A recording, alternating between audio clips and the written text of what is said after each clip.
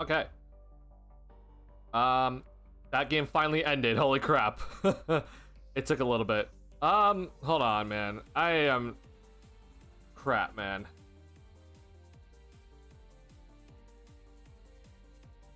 Okay, I think my camera is a little bit more sync now. I don't know what happened there. I could tell my camera was very off sync, but finally that game ended. We had all those fouls at the end of that game. I was losing my mind. I'm like, okay, can we just please end this game and then the Bulls do something stupid and keep the Bucks in it? And finally we got the game to end. So no Noah Senge today. Obviously Buzelis is done for the rest of Summer League, but game 4 for the Bulls here in Summer League, I think we got a really good performance out of Jameer Young. Got to see Yuki really put on a show, especially in the second half there, so that was great to see. I think this is probably Javon Freeman Liberty's best game, and I know we've been pretty critical of him throughout the entire Summer League, but I think this is probably his best game overall. And then Pereira, man, I'm liking what I'm seeing from him. He very clearly is athletic and participating in the dunk contests in the G League, so I like what I see from him. Still, obviously, some stuff around, you gotta work on some things, but I kind of like what I'm seeing from him. He has some flexibility and versatility out there on the floor in terms of like what position he plays. So, up things to obviously talk about in this game. I think the biggest thing is that Jameer Young kind of saved his, if there was any sort of discussion about his two-way contract being under wraps here, or like he's got it. I think this is kind of like this might have saved his two-way contract because I honestly think that Yuki was on his way to take it, but I think this kind of saved it for him. So good job by Jameer Young. Now the other thing is just to keep in mind, the 3 two-way contracts for the Bulls are in this game. Emmanuel Miller's 1, Ulbrich is 2, and then Jameer Young is 3. Obviously Jameer Young had a hell of a game today. This is an insane game by him, so congrats to him. After like 3 rough games by Jameer Young, this is really good to see from him. Need to step up with both Buzelis and Senge out today, and he did just that. So very efficient. Overall, good decisions throughout the entire game, so I'm happy to see that from him. Gave me some sort of hope for him with Bulls potentially keeping him around. But won't lie, man, I was kind of critical of Yuki in his first 2 games, but after that Pacers game, man, I mean that was a phenomenal game from him. And then this game right here, man, like this is a very good game from him as well. So this guy right here, I know that some Bulls fans kind of like him. The problem with me is with Miller for me is just that he's on the older side. He's like 25, and he didn't play the first 2 games. So if they are competing for that last contract, which I know Miller has it already, but the Bulls could waive him. Interested to see if Yuki could take it. I think Yuki's played well enough to get at least a 2-way contract from some team after Summer League is over here, but I don't know if that'll be the Bulls. I kind of hoping it is right now because I think it's a good decision to keep him around with the way that you play. Also, just get younger, which is be a good decision with your 2-way contracts. Jameer Young's 24, so he's already on the older side. Miller again is 25, so bring in Yuki, just get a little bit younger. Wouldn't mind it personally. I think that'd be a good decision. So we'll see if the Bulls decide to do that, but we will be talking about this game that we saw today, which I think was a very nice game to see, especially for Jameer Young to come out and play well. Other things to talk about as well in this one, but we will also be talking about this game right here, this Pacers and Bulls game, because I missed this one, or I missed mostly the first half of this game. I was able to catch parts of the second half, and then obviously I didn't stream. So I want to talk about this game. By far the best game, I think, for the Bulls all Summer League. Really good to see in this one. But first things first is we got to talk about this game. So Eric, can we please talk about EJ Liddell was ejected last night? So I personally did not see that. I don't know the details, but it is kind of crazy to see that multiple players have been ejected in Summer League. Don't know how exactly that's going to be handled, but was there anything crazy about that? Because I personally I did not really see anything that about Liddell's ejection, so I was not tuned into that at all. We need to keep Yuki. It would definitely be a good decision, I think, for the Bulls right now. If you keep Yuki over maybe Miller. Again, I think Jameer Young kind of saved this job today, so I think that Jameer Young is probably gonna be here to stay. But if we keep Yuki over Miller, I think that'd be something. Pereira is a good shot blocker. Pereira did show some shot blocking ability today, which was really good to see. Pretty versatile. Again, highly athletic, which is great. We saw him play a little bit of the 5 down the stretch, so that's really cool to see from him as well. So yeah, if Pereira is going to be a part of the Windy City Bulls, I'll be keeping an eye on him. He could potentially become a guy that is like a NBA role player with his athleticism and defensive instincts and rebounding. So I'm interested. What's going on, Magugula? Appreciate you being here. Hello, Taro. Really been impressed with Obrich. Yeah, this is definitely not the greatest Obrich game, but his handles, man, it's definitely interesting to see his handles. There's some things he's got to work out, right? I'm not here to say that Obrich is, his handles are like god tier or anything, but his handles are definitely intriguing. We see him bringing the ball up the floor a couple times. We see him, in like the half court set, like be comfortable with kind of handing off the ball and moving around on the perimeter with the ball. We've seen him take some threes. He hit a 3 in that Pacers game, I believe, at the beginning of the first half, and so that was shocking to see. Not something I think is gonna be there for consistent, measures, but kind of good to see that he was willing to take it. His shot's a bit slow, won't lie, but he does intrigue me. I do think, unfortunately, like in my last stream after game 3 or game 2 for the Bulls, it feels kind of similar to how I kind of feel about Ulbrich right now. Needs to work on some stuff defensively for sure. If you can kind of find a way to be like a good player to take charges, I think that's a good thing. But I think for him, mostly it's about working on his footwork. Because he has like decent mobility. Like that's a good sign, especially with the basketball.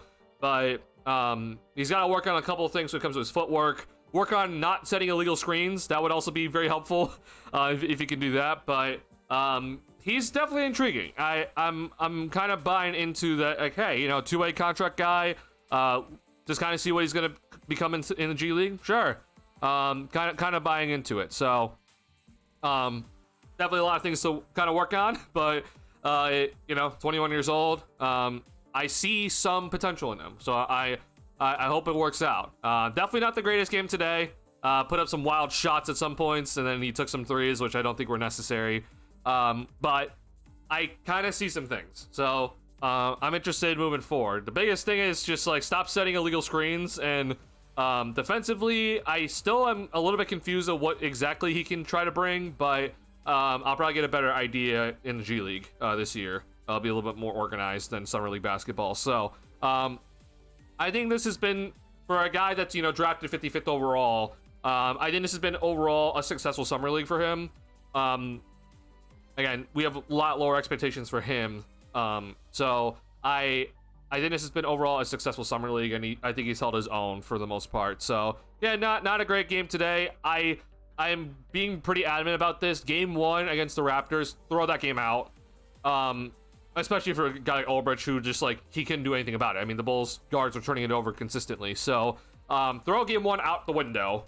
I think games 2 through 4 have been a much better kind of gauge on some of these guys, and Ulbrich has been pretty good in games 2 and 3, and then today was kind of meh, but you still kind of see some signs of like, hey, like that's a flash of like good ball handling, good mobility. That's a flash of him being comfortable kind of handling the ball near the top of the key and rim running with it. Decent hands overall. Is able to kind of catch some hard passes, and I appreciate that. But the biggest thing for me right now is that I do think he is able to find like the open guy off the roll. He's not going to be a guy that is always going to be like throwing up shots or have like tunnel vision. Like he does seem to have the ability to, if he catches the ball off the roll, a guy comes over to him and rotates to him, like he's able to find the guy. So that's a very good sign. Keep that up, work on your strength. I do think that he's gonna have to really work on his lateral quickness here. If he's not gonna be a shot blocker, then you gotta work on your lateral quickness. So that's gonna be something just to keep in mind. Also, then footwork comes into play with that. So yeah, I'm definitely intrigued for sure. Would love to see a Noah Ulbrich, Yuki Windy City Bulls team. That would be a very fun Bulls team, I think, for the Windy City Bulls. Yeah, I mean, if Jameer Young's gonna play like this, then obviously have him out there as well.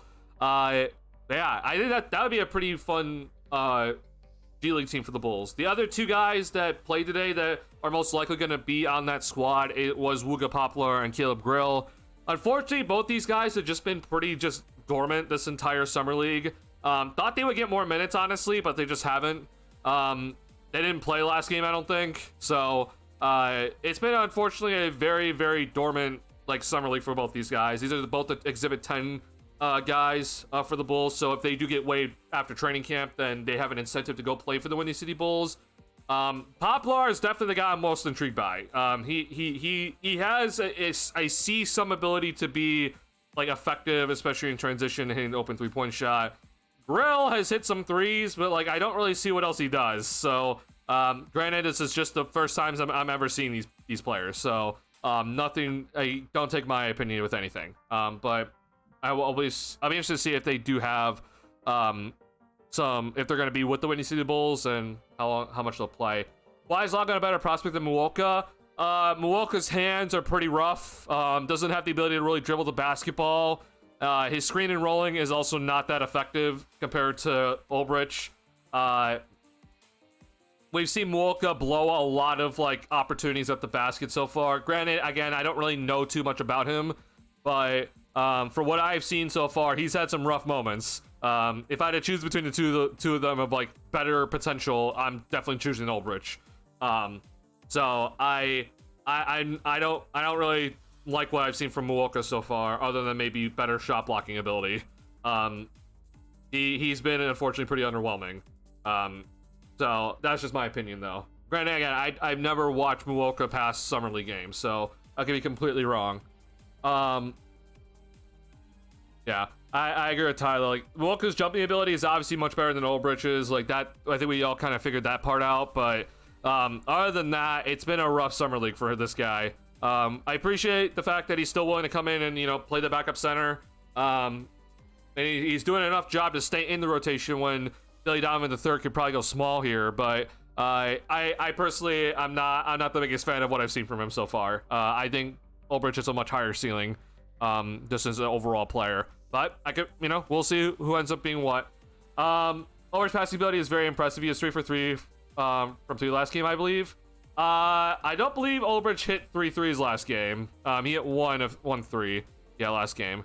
But 3 for 3 on free throws, and we still see the 4 assists from him, which is good to see. So these sort of things is good. Being a guy that can pass the ball out of the pick and roll sets, and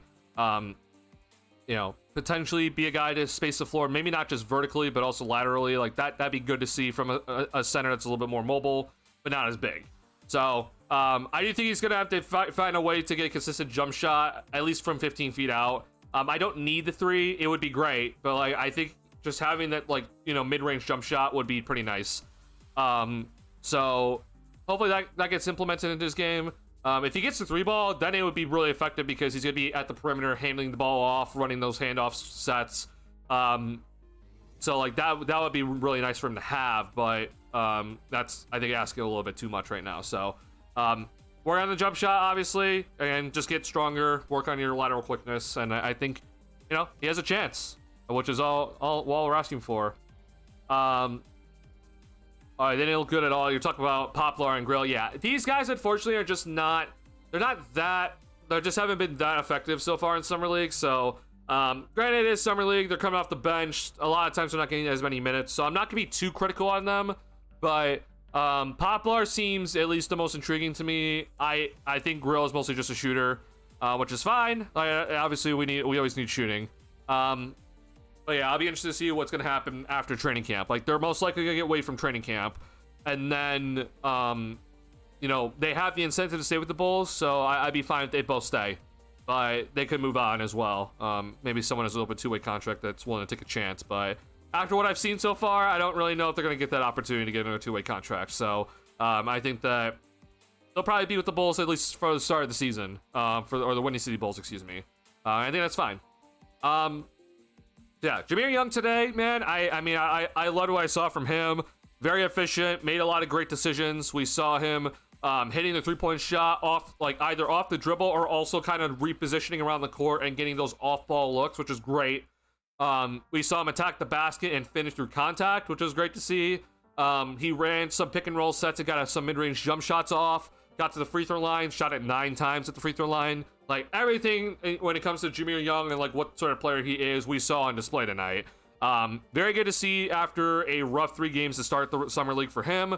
A lot of turnovers for him, and he still even had a bunch of turnovers today, which one is definitely not his fault. He got fouled on that fast break layup attempt, but yeah, I'm really happy to see this from Young, because I think that he was, honestly, with the way Yuki was playing, I think that his job was in jeopardy of the 2-way contract, so the Bulls did give him that 2-way contract. And, you know, the Bulls could decide just to randomly waive him and then sign Yuki to that 2-way contract. So, I think Young did save his job today. There's obviously another game here, so, you know, there's still another time for another battle for that last 2-way, but, yeah, I really like what I saw. He was very, very, very good today, and, he honestly also was playing some pretty decent defense, which was good to see.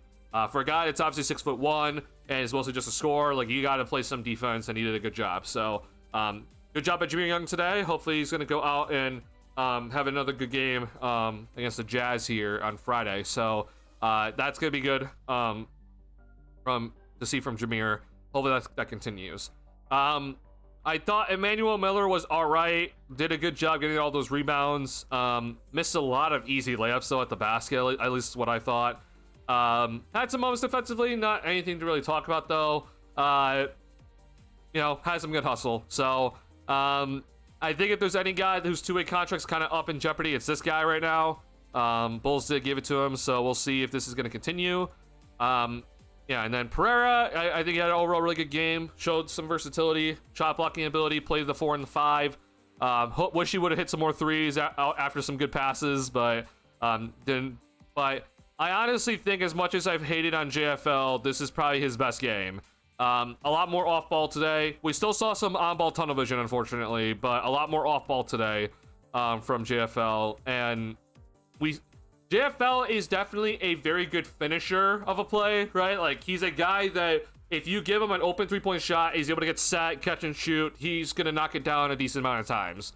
If he's cutting to the basket, right, he's going to go and finish that.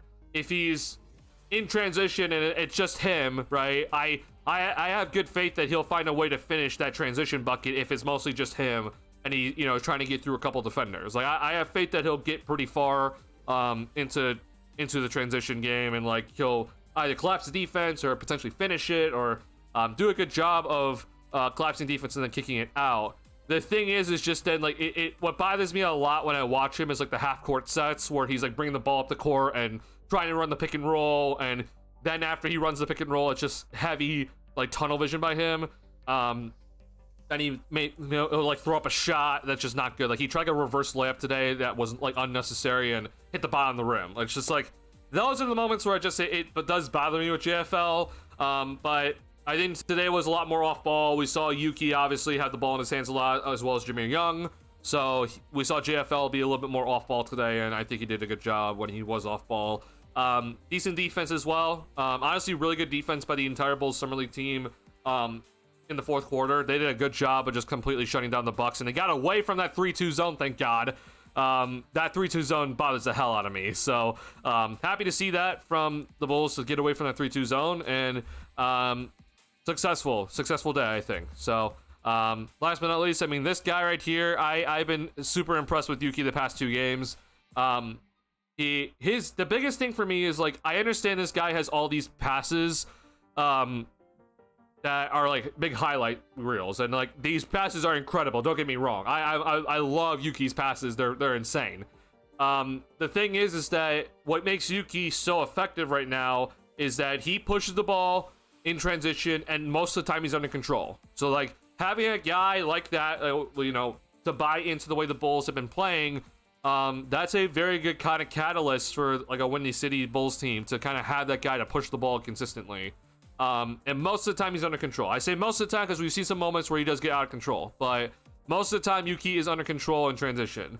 The other thing so far, and I understand this is Summer League, but I appreciate the full court pressure by him. You know, if the Bulls are running man-to-man defense and not running that stupid 3-2 zone that I don't understand from them so far, we see Yuki get up and play full court pressure. We see him keep fighting over screens. Now, granted, you were able to guard a Marquise Noel today, right? So you're not gonna be able to guard a guy that's 5'7" every day, but we did see him effectively guard a guy like him, and really kind of mess him up on the offensive end. We saw him, Marquise Noel, have 2 turnovers in the backcourt, basically, or one turnover like just past half court, and then the other in the backcourt because he didn't get past the 8-second line in time. So that's the reason why Yuki has been so great, is that it's not just the great passes, the ability to penetrate into the lane, get a foot into the paint, and then kick it out and find the guy, right?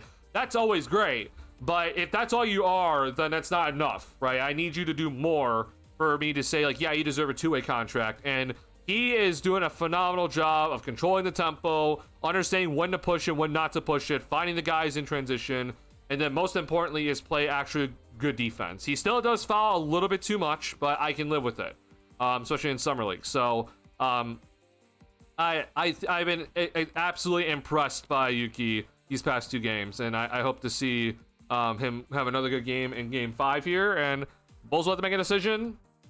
We'll see if the Bulls keep him or not. I do think though that some team might just come in and snag him, which won't be that shocking.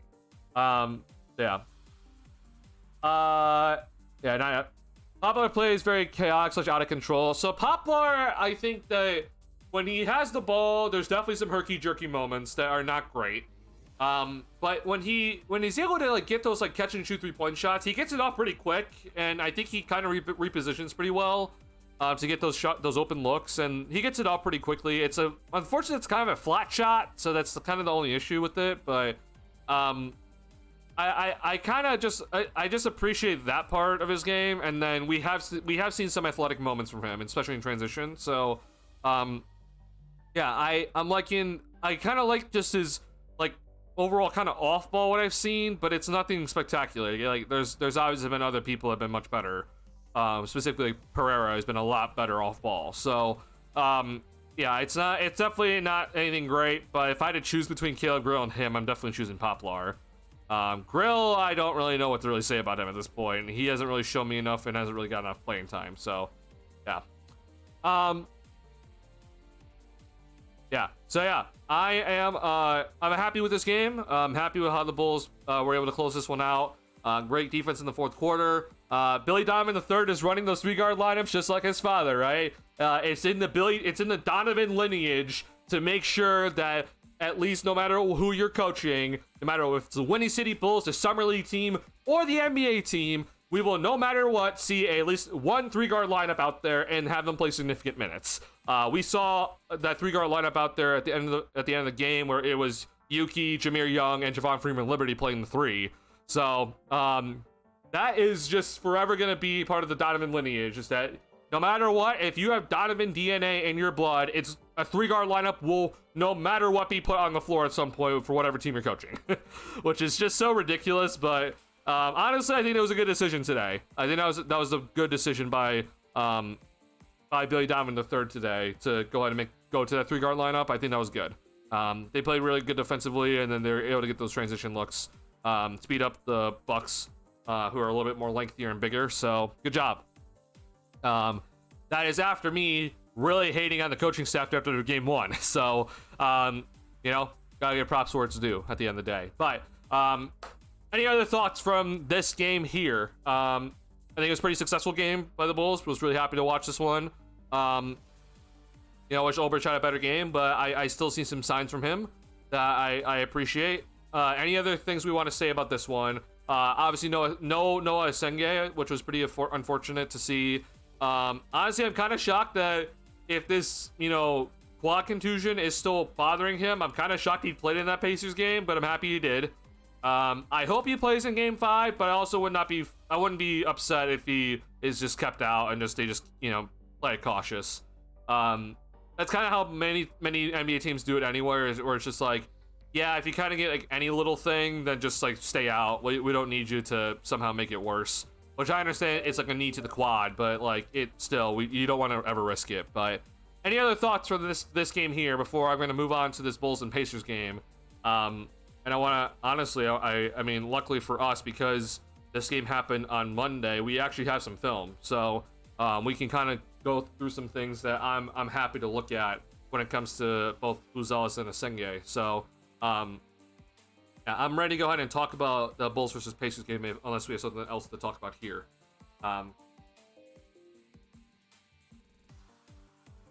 So after I talk about this game that was played on Monday here, so we're going to talk about this game next. I do have a rant that I need to go ahead and put on this channel. So prepare for that, and it relates to the NBA squad. If you don't know, there was Bulls news today that relates to Lonzo Ball and the Isaac Okoro trade. There is news today that was actually pretty important, and I just get bothered when I see so many Bulls fans that really don't understand how the salary cap stuff works, and act as if like this doesn't really matter at all. And they claim to, you know, say like, no, this is fine, like, no, we understand it, and then they don't understand it at all. So I need to go on a rant today after we finish this Bulls versus Pacers game discussion here. But I think we're just gonna go ahead and start that right now. So obviously I did not stream on Monday. Thank you for your patience on this, because I was not home for the first half of this game. So I appreciate y'all being patient with me when it comes to this game right here. But I went and obviously recorded this game. I was able to watch the second half live, so that was cool. But I went and obviously watched the first half, and oh my, man. First and foremost, yet again, I just want to say this. I think that Raptors game, we just need to throw it out the window.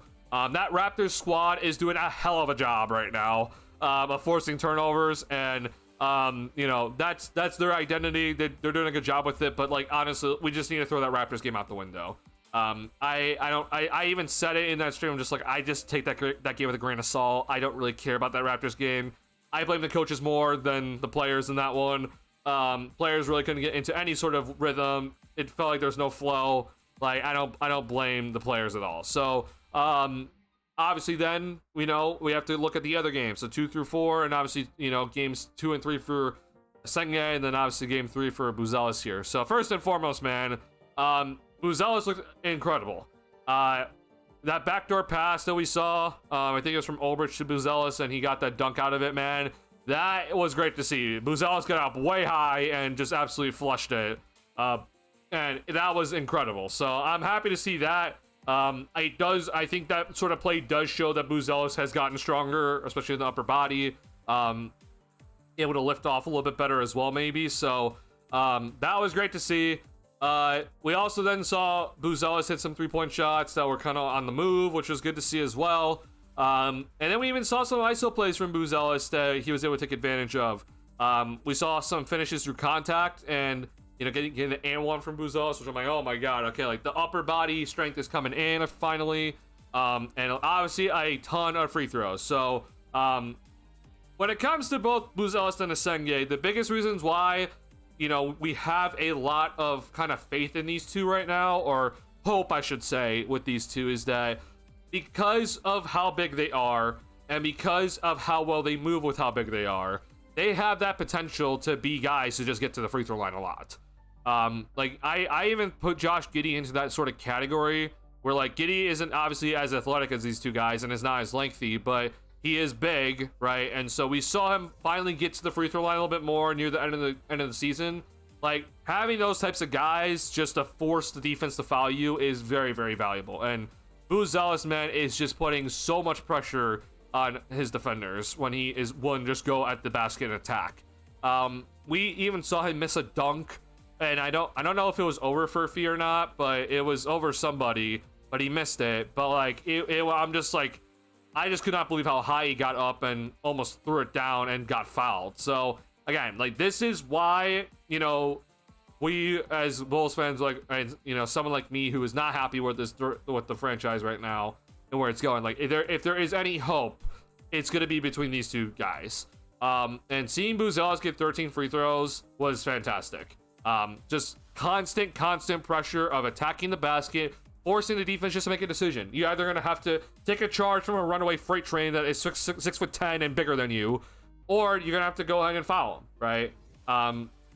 We saw less moments from Buzelis compared to, you know, either last year's Summer League or even just last year in the MPA, where he kind of got stuck as he drove to the basket. Like, there was less of that in this one. And I think the biggest thing, no matter what, is that if we're ever looking at Summer League as like a gauge to kind of see like, hey, where are year 2 players kind of at, and like what is their projections, like you may not have a great year 2 in the NBA, but if year 2 guys are supposed to take that sort of leap moving forward, you kind of need to have a pretty decent Summer League. Unfortunately, we have seen Patrick Williams obviously in year 2 not take a great leap in his career, but he had a really good year 2 Summer League, which granted it was his first year in Summer League, but it was his sophomore season. But to see this from Buzelis when it's very clearly against worse competition, and obviously he started the end of the stretch for last season. Like if he's gonna come in and be a starter, right, and be more effective than last season, we had to see this sort of performance, and he went out and did that. So this was fantastic. I loved everything I saw from Buzelis in this one. We even saw some kind of like step back shots from him that didn't necessarily go down, but like that's good to see too. Like seeing those sort of performance or those sort of opportunities from him, it's like great. Keep that up, keep working on it, and hopefully that's something that can be more consistent in your game. So I'm loving that. Asenge obviously got off to a great start. We saw him like top the key, got the ball, dribbled, and then he took like a step back mid-range shot, which was great. We even saw him then, shoot a pretty deep 3-point shot when there's a guy in his face, and that's a really good sign. He took it with confidence, and honestly, when I looked at that shot, he looked more on balance in that shot than some of his other shots. So like that was good to see too. He's gonna need that, right? He's gonna have to like be a guy to eventually hit those sort of shots. Maybe not consistently, but just be sort of a threat out there. And so I'm hoping that's gonna be something that's gonna stick with him. But then we obviously saw him just in general just move well in this one. I know a lot of people were calling for more rebounds from him, but I honestly thought Asenge did a pretty good job of fighting for boards. He just didn't get them. If you kind of go look at a lot of the Bulls like possessions on offense, like you would actually see Asenge really trying to get the offensive rebound. He just it just didn't go to him. But we still saw him like put the pressure on and bring his defender into the paint with him. And again, like that to me shows more than anything like, hey, you're not just always standing at the 3-point line, shot goes up and you're just like kind of staying there. Like he was actively trying to get those rebounds, at least on the offensive end. Defensively, I think there definitely could be some work. He had a moment where he tried a one-handed rebound, but it said tipped it, and he tipped it again, and then he lost it on the defensive end for a rebound. So like there's obviously that sort of stuff that needs to get worked out still. But I saw the people calling for like, oh, like the motor is like inconsistent. Like I kind of thought that he was doing fine in this game when it came to the motor for the rebounds. Defensively, I thought he did a good job. Again, there were a little bit more moments on the perimeter that were a little bit not as great for him, but I kind of was like, maybe that's more fatigue than anything. But when he had the energy, I thought he did a good job defensively. Obviously, we do need to talk about that meme that's going around that ESPN did him dirty with, or honestly the Pacers did him dirty with, man. That was going around social media all on Monday. And that was really annoying to see, because I won't lie, man, like that obviously that's a picture that's just gonna stick with him the rest of his life, and I'm sorry to him, and that's how his career starts. But dear Lord, man, Buzelis needs to pay Asenge like $1,000, because Murphy got through Buzelis, and Buzelis like barely even put up an effort to like stay in front of the guy. And then Furphy obviously took off, and first and foremost, I appreciate Asenge even trying for that. Like Asenge attempted to block that shot or contest it at least, and obviously it didn't work out great for him. But I just appreciate the fact that he tried and wasn't willing to back down from a Furphy that is coming down the middle of the lane with full force and jumping up very high. So look, I appreciate Asenge attempting to at least contest it. It didn't work out in his favor, and hell, it looks even worse after the picture. But I honestly think Buzelis needs to pay Asenge like $1,000, because Buzelis let Furphy get a line drive to the basket and did not put any effort in. And if it is my opinion, it's like Buzelis is the reason why Asenge is now a meme. So I think Buzelis needs to pay Asenge like $1,000 or something like that. That was just. God, man, like, ESPN did Asenge so dirty, and they're so stupid over at ESPN. So, but hey, that's what comes with being in the NBA, right? If things happen to you, then hey, man, it's gonna be a meme for a while. we've seen people be memes for a very, very long time. So, hey, welcome to the league, Senge. So, congratulations. But, biggest thing for me with the Senge, I think you're starting to really see in that sort of game yesterday or on Monday, a guy that can be a catch, dribble, shoot type guy, right? He, in my opinion, has done a good job so far through Summer League of showing that he's not necessarily, you know, what I like to call the catch and think. Now, again, this is just through Summer League so far, but usually when a Senge gets the ball, he like has a decision made up in mind. It might be the wrong decision, right? He might try to drive into two defenders when he shouldn't have driven, right? But I would much rather you just catch it and just make a decision rather than you catch it and think about it for a second and then there's nothing available to you, right? Patrick Williams was the epitome of a catch and think guy, and you cannot be that sort of player if you're going to be a wing that's supposed to be more off ball, and you know your overall impact is going to have to come off of from other people setting you up, and then obviously defensive end. Like, you cannot have that if you're a guy like a Senge. You just can't. But for most of the time, what I've seen is that if he's thinking like, all right, I'm open, I'm going to shoot it, I shoot it, right? If he sees that the defender's running out to him, he just drives and he tries to use his length to go ahead and finish in the interior. If he then drives and he sees that, you know, the drive is taken away, like, he's willing to go ahead and take a mid-range jumper. Like, that's what we need, right? That's why Senge is a guy that I look at and I'm like, hey, he really can be something great here. You know, he's obviously a major risk, very thin. Jump shot is definitely all over the place so far right now, but you see the flashes, man. And the biggest thing that I guess some people also were kind of talking about is just like Senge looks like an NBA player, how he moves. Like the way that Dalen Terry and like Julian Phillips move, it's just very different compared to how Senge moves. And I don't disagree with that necessarily. Now, I do think Phillips has, you know, great athleticism, obviously, but the thing that Phillips still can't do is put the ball on the floor and consistently get to the basket, like off of like a catch and drive situation. Like, he just can't do that consistently. But I think Senge has arguably shown that ability better than Phillips has throughout Phillips' 2-year career already. So that's not saying it's great. Like, Senge's dribbling is a little bit still, you know, inconsistent, you know, some buttery hands still, but you see why it's the potential's there, because if he's able to dribble it and collect it all and, you know, look to finish, like, he has all those mobility skills with his length to go ahead and do such a thing. So this was fantastic, I think, for both these guys, especially when I saw Senge when he took it. It was in the third quarter where he took the 3-point shot, and it was honestly, it looked like it was kind of on the move. Let's see here. I'm gonna show you guys what exactly I'm talking about. You might hear an ad. I do apologize. Oh, awesome, perfect. We didn't get the ad. Got all kinds of stories. Day continues. That he's got to have to be a bona fide. To the paint. Freeman knocks it down. Good pass. All right, now we his terrific day continues. All right, NBA, please don't copyright me. I sincerely beg you, please just do not copyright me, because a lot of people have been. A lot of people, if you're wondering, in terms of Summer League film, they've been hit with copyrights. So please just don't copyright me for this one play. But this one right here for a Senge. Oh, sorry.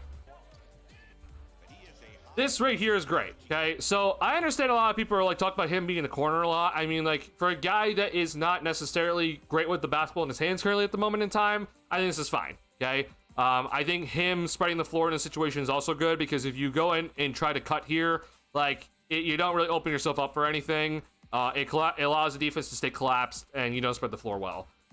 This right here, though, as you see Javon Freeman Liberty drive, he understands that Freeman Liberty's not going to get to the basket, right? And how much have we talked about the corner being an important shot, like, or important place to be, because that's your outlet pass. But if, let's say, you know that the guy's not going to be able to drive to the basket all the way, then if you're a Senge, then you move from the corner and you make yourself available, right? Now, what does the Senge do here? He moved and made himself available. And he's only going to be able to get this ball if he goes up above the break, right? If he stays in the corner, he's not getting this, right? But he moved to above the break to allow Freeman Liberty to pass the ball to him quicker. And the Senge just shot this, right? No hesitation. Just, this is good, right? no hesitation, doesn't think about it, just go, shoot it, right? And then we see later in the game where this is the Buzelis that's the Buzelis alley-oop that was pretty cool to see. But here, 3-point shot, bang. But then earlier, right?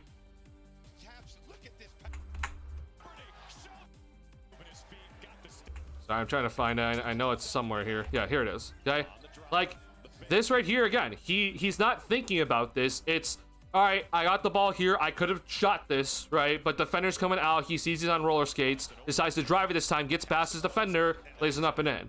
Like these are just little things that add up to being a lot, right? How much have we talked about Patrick Williams being a problem when it comes to catching the ball and making a decision with it? And then even earlier in the game, I think it's for a Yuki 3-point shot where we see a Senge, like he's in the corner, like it's right here actually. Like this is also good. Like I hope people understand like these intangibles do add up. Like this is the reason why I do really like this guy. Like he catches the ball here and he immediately knows that I am swinging this ball to the corner, to the top of the key to get it to Yuki for an open 3-point shot, right? Like he's already, at least in my opinion, you're seeing that he's a step ahead in terms of thinking like, okay, what do I got to do right now? There's obviously still moments where he's not, but you're seeing already these moments where I'm like, hey, that's a great decision. That's the right decision here. You are clearly ahead of the play. You were thinking about it the entire way, and you didn't have to do a stupid catch and think situation and try to figure out what am I gonna do with the basketball here, right? He caught the ball and he immediately swung it to Yuki, and which is the correct decision, and Yuki hits the shot. That's what we got to do, right? And if Asenge can continue this perimeter defense and also still be a guy to potentially switch on the bigger people eventually, this is what we need, right? And that's a very, very effective player, especially if he can be an efficient guy. He still is getting to the free throw line a little bit. We saw a lot in the Kings game, but we didn't see as much in this Pacers game. But he still, it's just his length, his size, and his ability to move with his size. It's just it really puts a lot of pressure on the defensive team. So if he's gonna be this sort of intelligent when it comes to those sort of situations where he's not catching and thinking, he's just deciding to do what he thinks is right, and he has that ability to eventually put the ball on the floor. If he's going to be that sort of consistent guy when it does that, then I expect him to get to the foul line a ton, because having a guy like that make the right decisions and be willing to drive with that big and that mobile, like he is just going to draw a lot of fouls because the defense doesn't know what to really do against it. That's not me saying, you know, he's going to suddenly become a great dribbler with his like triple threat ability, isolating or anything like that, but just have the ability to catch the ball on the perimeter, see the defenders running out after you, and just put the ball on the floor and decide to make a decision and get to the rim and use your length to finish or put the pressure on the defense to draw a foul. Like that's all good. That's everything that we need to see from Asenge. So I hope he plays in Game 5. That'd be great to see if he can play in Game 5. I wouldn't be shocked if the Bulls hold him out, but I think that this has been 2 really good games from him. We obviously saw a little bit more rebounding in that second game, but I think this is a lot more of like the perimeter stuff that I'm happy to be seeing. So yeah, I'm hoping that this continues for Asenge, you know, into the G League, and then hopefully some minutes, you know, for the Bulls this year. I really think that he's gonna have to get some minutes this season with the Bulls. I understand that a lot of people are, you know, he's too raw, it's not worth it, but like I don't think there's really anything to lose. I think it's worth it. So try to see if you get some time with the regular squad. Not a lot. I'm just asking for just some, and get him to, you know, play some NBA tempo stuff. So yeah. They didn't know a dirty with that defense. Oh, he definitely did, bro. I mean, Buzelis absolutely just didn't know a dirty with that defense. And I understand it's kind of a weird like transition play or whatever it was, but like yeah, like Buzelis just absolutely screwed up there. And then no one else came over to help, so it's just like, all right, Asenge tried, and yeah. Yeah. Buzelis was talking shit to Furphy later on, though. Oh, yeah, I did, yeah. Seeing Buzelis talk shit to Furphy later was great. I love that, man.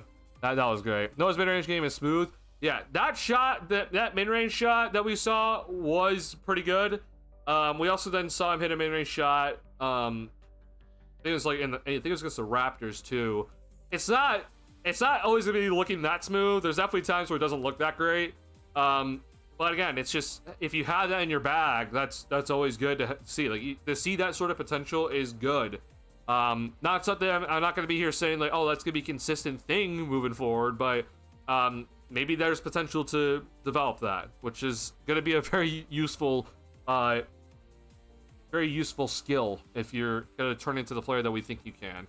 I like Buzel's signature shot that draws the fouls. So are you talking about the one where he does like the over the shoulder, like he cradles the ball like over the shoulder, like that?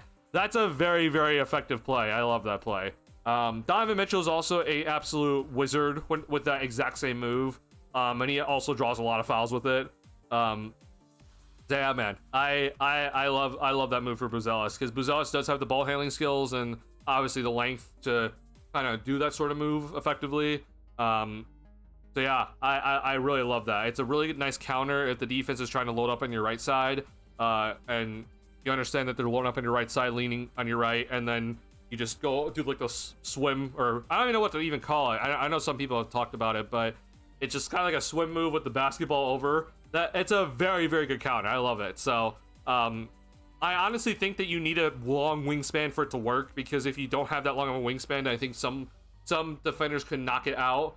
But like, if you're wondering, Donovan Mitchell also has like a pretty long wingspan, even though he's not that tall. Like, Mitchell has those long arms to also kind of do that sort of move, as well as Buzelis. So I love it, man. I love that move, and I hope that's gonna stay with him. I expect him to draw a lot of fouls with that move. Yeah, I think it's a great move to keep in his arsenal. Now, the next thing I will say is, like, can you do that sort of move and then find another counter, like, after? Like, let's say the defense reads it, then, like, what's your next move? Like, is it like a floater? Is it potentially just like shooting like a little push shot or something like that? Because there will be a time where the defense just guesses right, and it's like, oh, well, you guessed right, and now you're in position to guard it. So what's the next move for him? Like, is it over the shoulder and then go up and under? Like, I just want to see what Buzelis has in his bag. That will be very interesting to watch. I hope to see that eventually from Buzelis, just to, you know, have moves to always counter then your best moves once if it does get countered. Yeah, I love it, man. I'm hoping to see more from him. What's going on, Marcus? Patrick Williams should be playing in Summer League. You know, it's honestly, you're probably right. The problem is, though, is that it's very hard to convince a player making $90 million on a second contract to play in Summer League. Going off of obviously his terrible play last season, it's like, yeah, I can understand it, but you're just not gonna convince that sort of player.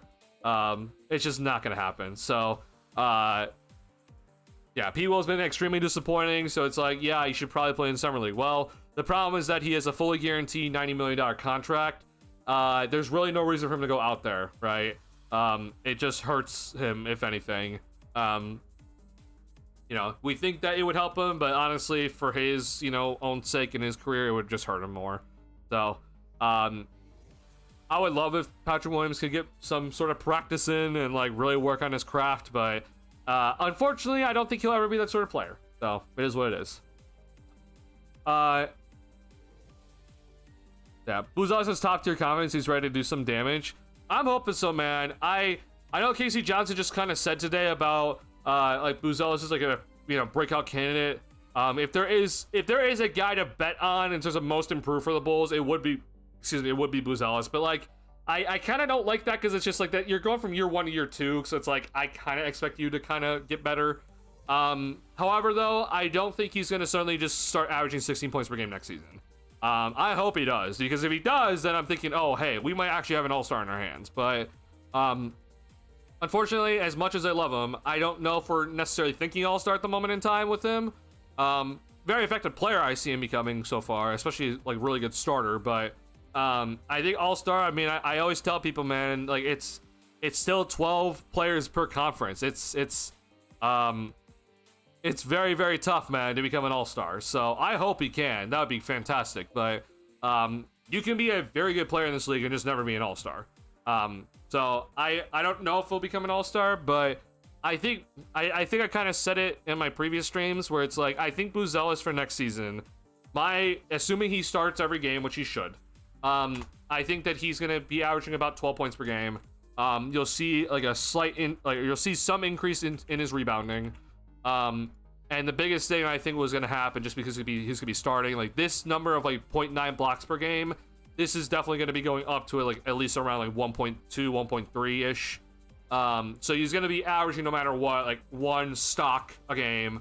Probably honestly 2 if you're going to combine the steals and the blocks together. So that's kind of my goal for him, because I do think that year 2 is a little bit of a struggle for some year 2 players. And because he's not, you know, like gonna be like a superstar, at least in my eyes, like I do kind of see some struggles for him still.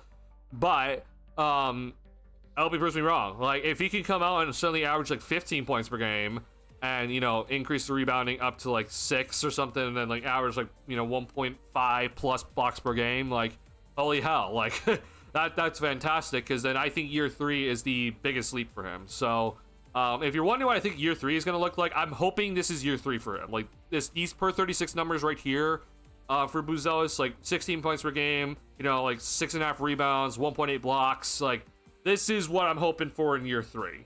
Will we get there? Well, I don't know, but this is kind of my goal for him for year 3 if he's going to continue to improve. Year 2 though, I said like 12 points per game. Like I think if he gets to 12 on like similar efficiency or maybe a little bit better, I think we're looking good. That means that he kind of continue with the same trend from last season, where we obviously were impressed with him last season. He shot like, you know, pretty all right numbers for a rookie. You know, 36% for 3-point range is decent for him, and you know, 81% from the free throw line is good. So continue that and get to 12 points per game instead of obviously 8.5, and I think we're on a good trend. Because then if you get to 16 points per game in year 3, like that's obviously a very, very quality starter. And that's a win. Right? I love you making some off-season content. Thanks so much. I appreciate it, man. Yeah, thank you so much, Marcus. I appreciate that. Yeah, off-season has been absolutely a very fun time on the channel. I won't lie, it's not been a great time overall as a Bulls fan, in terms of what the Bulls decide to do and, you know, some decisions they make. But I appreciate all the love for all the content. I hope people are enjoying it, and it seems like people are, man. Not only are the streams doing well and the vibes in the streams are great, but I really do think that the videos are doing pretty good too, which it's tough for me to make videos. I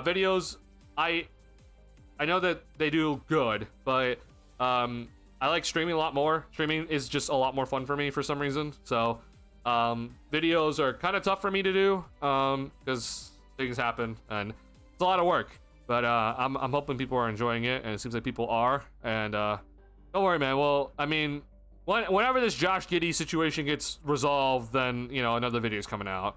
I do hope to make a Buzelis kind of film stuff video when it comes to his, you know, year 1, going from like, hey, here's like the beginning of the season to like, hey, look at the end of the season. Because if you're wondering, I have it's not all 82, but I have most games recorded and on, you know, some storage devices. So I have all the film for the regular season, so I can go ahead and, you know, look through those games still. So yeah, man, I'm hoping to continue the content here.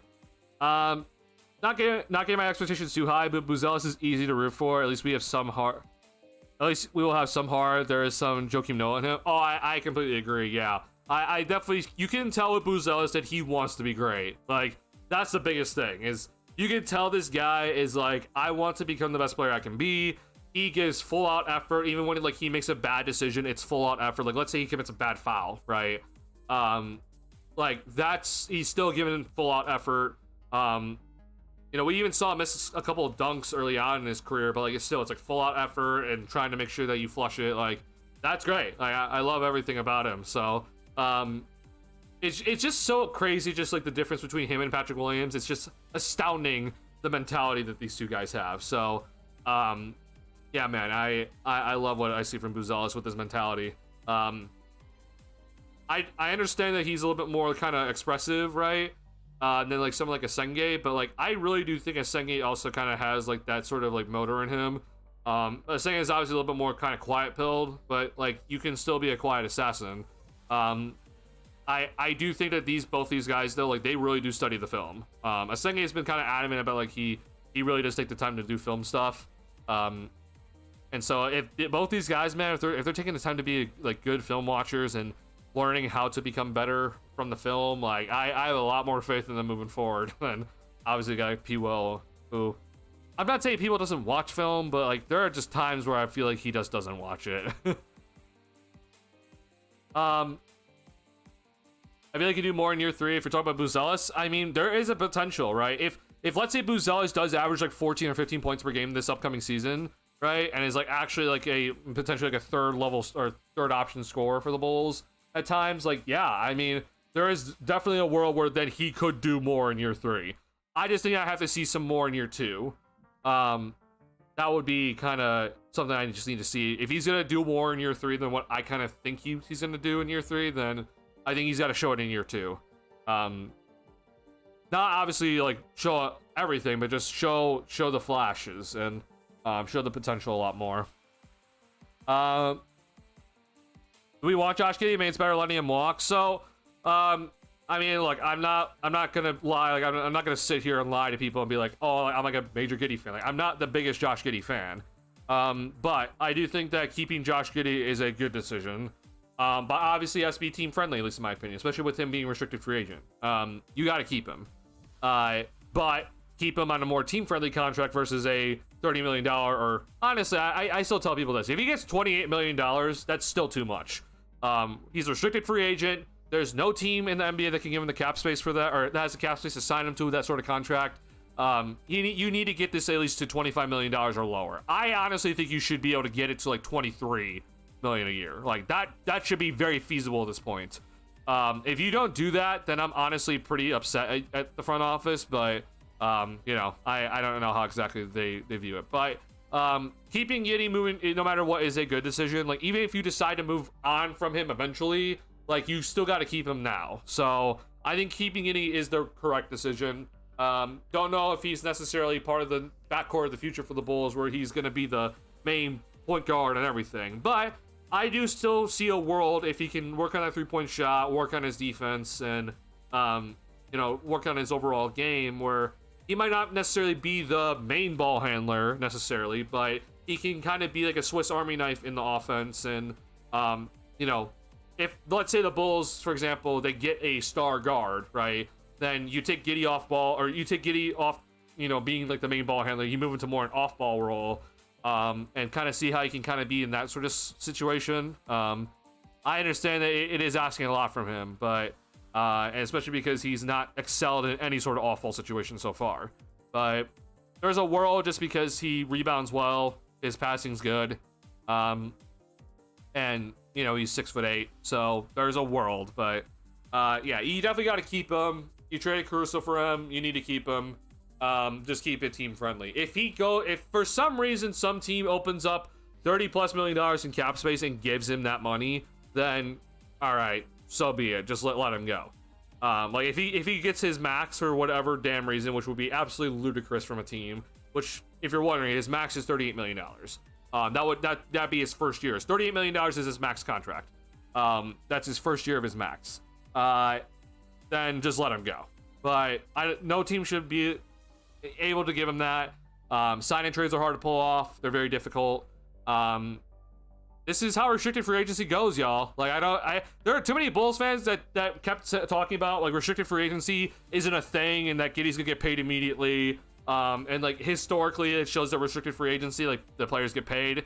Don't know where exactly that came from. The Bulls have historically not paid the restricted free agents. And more recently, especially, the restricted free agents have not had a good time. So I don't really think that this is... I don't know where Bulls fans are coming from with that. But right now, I think the Bulls are doing a good job with it. Giddey's representatives need to come down from his $30 million that he's asking. That's ridiculous. That's his agent and himself not understanding his own value. He needs to come down from that. So once we get it down from that, then we can start talking. So we'll see how... this is definitely going to probably go into August, and I think that's fine. Yeah, but we'll see.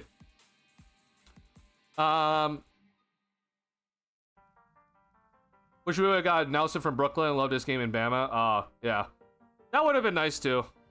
If Patrick had Bauta's skill, he would be more confident. Believe me, Patrick's problem is he knows he is not good enough. So here's the thing, though. I think Patrick has a mental block of that, like, he doesn't want to become better. He has the ability to be better than he is right now, just straight up. Like, even if he doesn't have the Buzelis height or the athleticism, he can just be better than he is right now. Work on your ball handling, work on your overall defense, work on your rebounding. Like, this is a guy that he could 100% be better than he is right now. And that's all I'm asking for, and he's just not. He got worse this year. So, I don't know if it's the weights. I don't know if it's just, again, mental block, just doesn't want to ever become better, which is a problem. I just think that he's honestly just kind of fine where he's at as a player. Like, it got him paid $90 million, so, like, why change? Yeah, I'm not happy with how he's taking things, but, you know, a lot of people look at his ball handling as, like, a potential, like, you know, something that he can become really good at, and he's never become good at with it. Like, he's turned the ball over consistently, dribbles off his foot way too much. Even though he's not as athletic as Buzelis or as tall as Buzelis, he can still become a much better finisher at the basket and not miss so many dunks. Like, that is something that I feel like is not hard to ask for. But he should 100% be better at that and should continue to get better at that, but he doesn't do it. So I think he just is fine where he's at. I think he's just content. And that's disappointing for a 4th overall pick at the end of the day. So,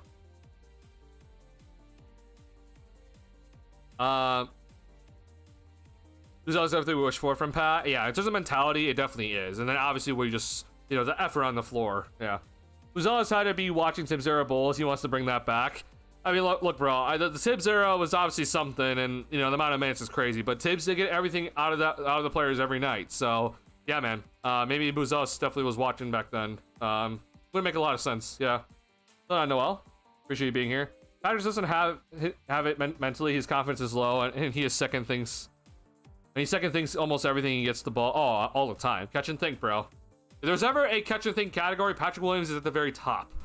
Like, even Alex Caruso is kind of in that category, but, like, obviously Caruso is a hell of a defender and hits a 3-point shot, you know, decently well, and, you know, can guard honestly 1 through 5 for what we've seen. So he's just a much better player.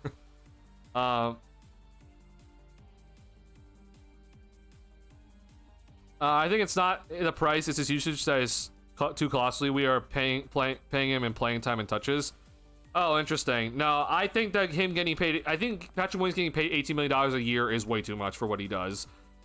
Granted, I will say, I was wrong about his contract. I thought initially it was a good contract because guys like Devin Vassell got paid a lot more money than that. Jaden McDaniels got paid a lot more money than that. So, like, there was an argument to be made that, like, guys that really haven't done a lot but we're just kind of, you know, perimeter forwards that have decent defense. And I am very much aware that Vassell and Jaden McDaniels are better than Patrick Williams, but those sort of guys, they got paid a lot more than Patrick Williams did. Obviously, Jaden McDaniels has been on a Western Conference Finals team twice.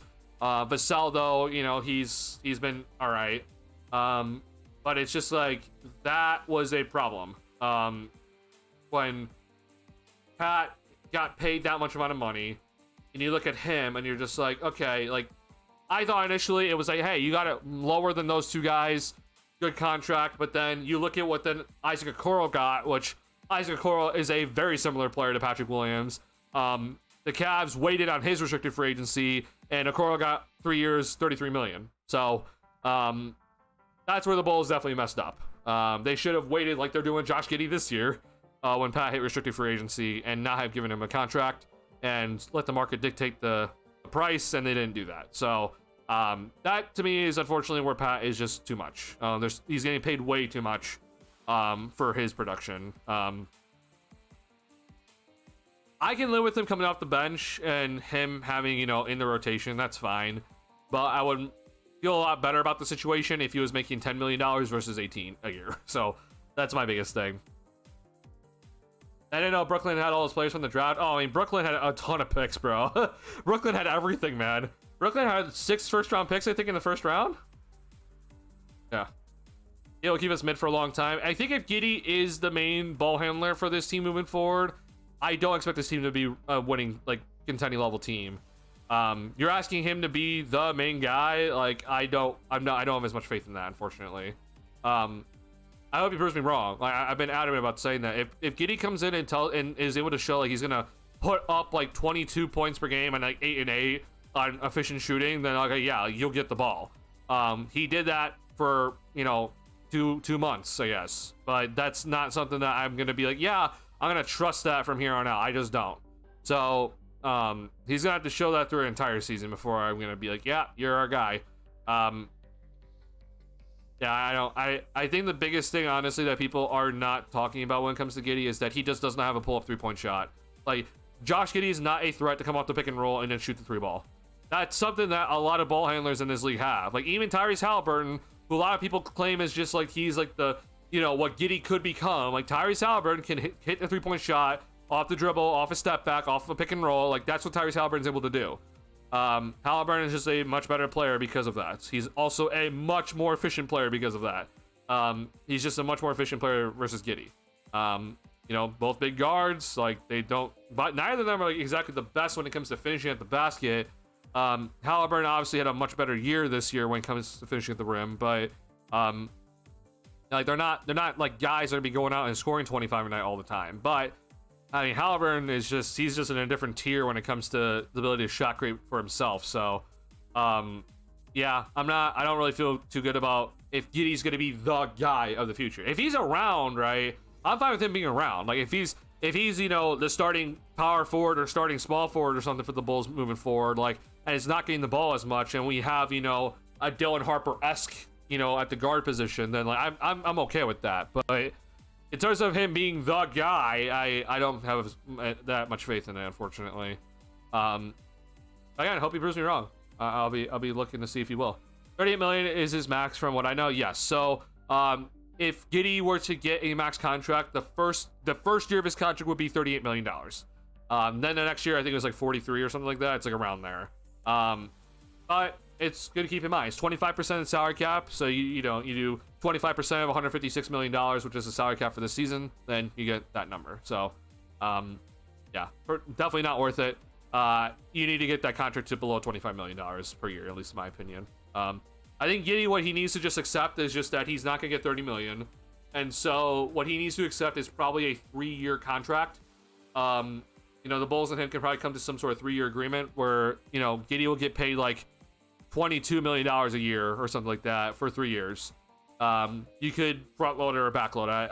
I honestly, I'd rather you front load it, but that would then get Giddey to 7 years of experience, which then means that he's eligible to get 30% of the salary cap if he becomes a max player at that time. So if he, you know, becomes an all-star, then he'll get a much higher payday quicker if he's on a 3-year contract.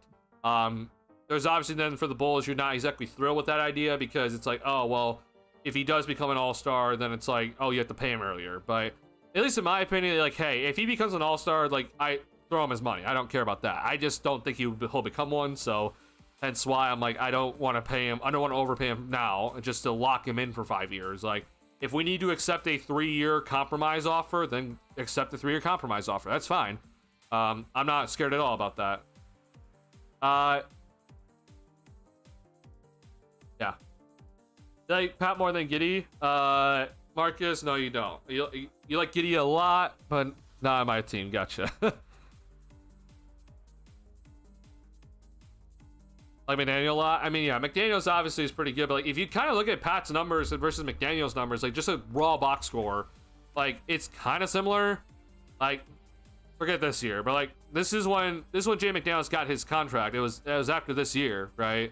Like 12 points per game, obviously a lot more, but then like you know, 4 rebounds, etc. It's like you just go look at Pat.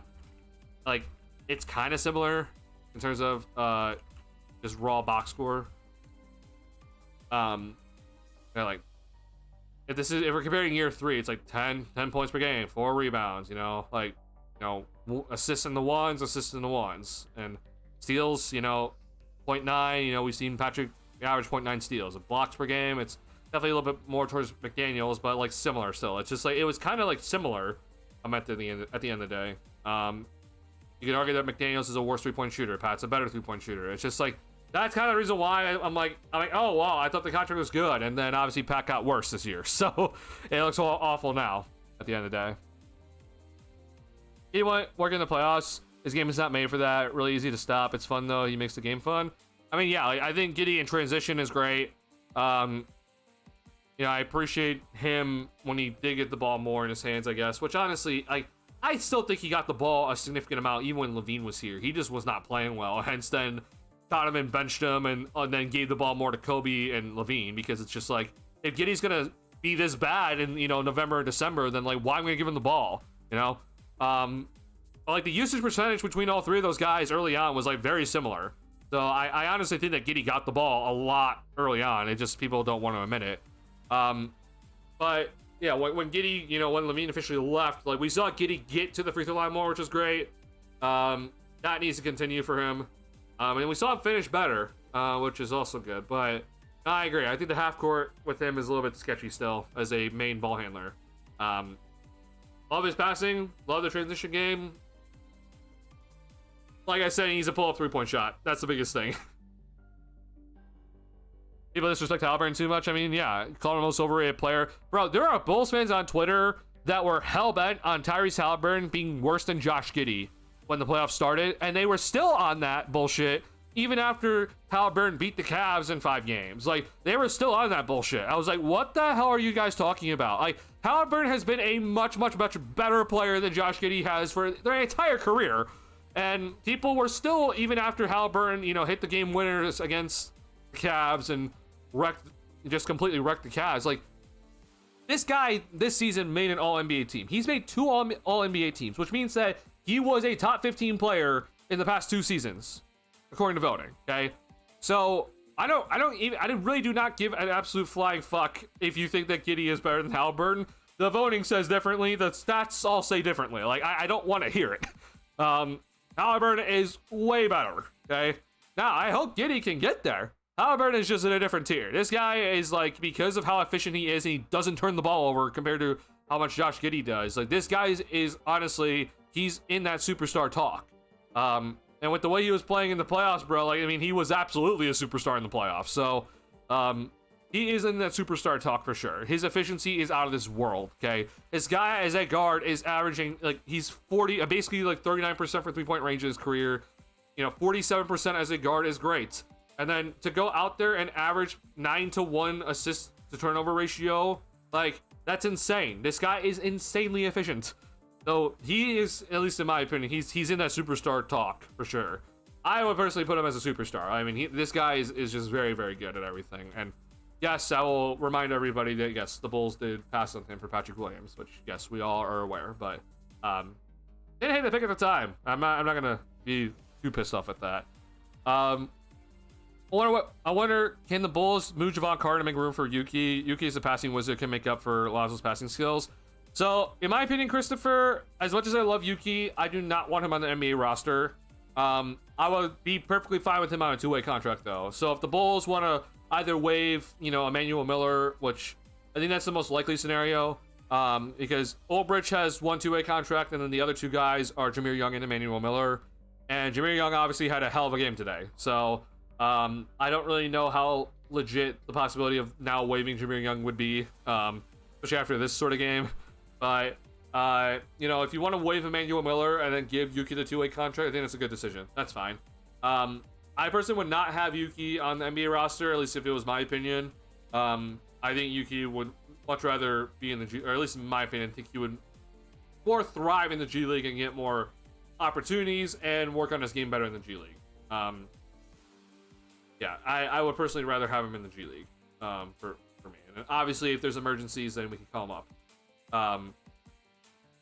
So yeah, but I mean, yeah, he brings exactly what the Bulls want, right? Guy that's gonna come in and oh, he's actually 24. I did not know he's 24. Oh, I thought he was 22 for some reason. My bad. Interesting. So I mean, the Bulls would still get younger if he does sign the contract over Emmanuel Miller. But I thought he was 22.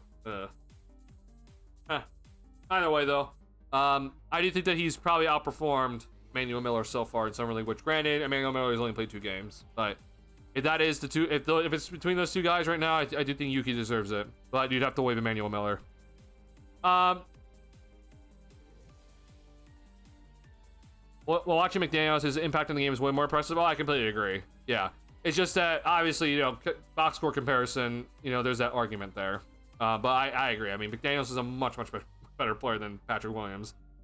Is it gonna what game are they watching? Honestly, it was the Giddy stands that were heavily on that sort of BS that Halliburton was worse than Giddy for some reason. I don't know how much you're on Twitter, Tyler, but there are certain accounts on Twitter that are part of Bulls Twitter that are like, they're not even Australian guys. Like they're just so bought into Giddy that like no matter what sort of post you make, they'll just talk about Giddy in some sort of fashion, which is just really stupid. But yeah, it was those sorts of people that were talking about like, oh, Giddy is by far a better point guard than Halliburton is. Like Halliburton's so overrated. Like Giddy would be leading this Pacers team much better. Blah blah blah blah blah blah. And I'm just like, okay, well, that argument was so bad by you guys that the Pacers make it to the NBA Finals, and you guys are like absolute clowns. So. Yeah, it's a horrible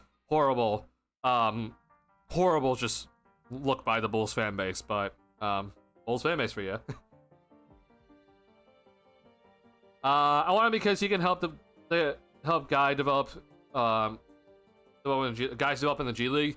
Oh, Yuki, yeah, I think having Yuki play the come in and play the same tempo as the Bulls do with the actual NBA team, like.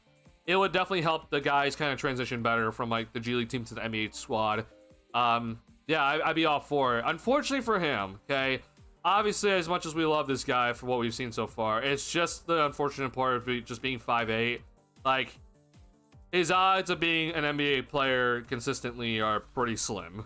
And honestly, here's the thing: I don't know if I think he was gonna get a two-way contract. I think he's played well enough to get one. But there is a world where even after all these great performances we've seen, like he might not even get one. So if he doesn't get one, and I hope that he is part of the Windy City Bulls. Like I hope the Bulls try to bring him out to the Windy City Bulls. But I think he's gonna get one. So do whatever best for you. If the Bulls don't offer you one, then I want him to go and take one from another team. Yeah, I really hope that.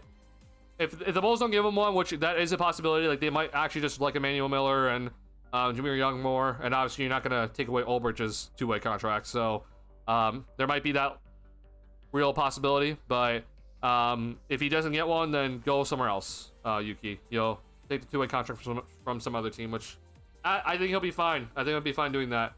I'm actually interested. So so he signed a Exhibit 10 with the Memphis Grizzlies last season, and he signed a two-way after training camp. So yeah, so he got a training camp deal to a two-way contract with the Grizzlies, and then played 23 games for them last season.